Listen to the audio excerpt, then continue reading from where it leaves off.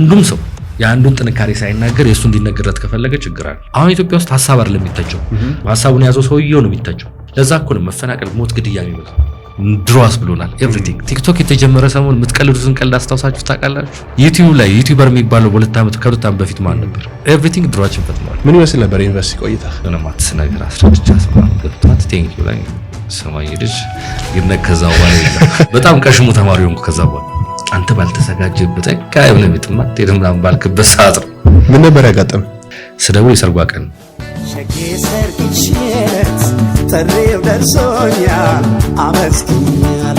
ዩኒቨርሲቲ ይሰራል ምን ለዛ በደንብ አድርጎ ይሰራል። መበላሸት ካለበት ይበላሻል፣ መሰራት ካለበት በደንብ ይሰራል እና በደንብ ነው ይሰራል። ማንኛውም ሰው ባድ ስቶሪ ያለው ባብ ሞመንት አለው። የሚወስናቸው ውሳኔዎች ራስ ማጥፋት እስካልሆነ ድረስ ትክክላችሁ ብዬ አስባለሁ። 133 ሲቪ አስገብቻለሁ።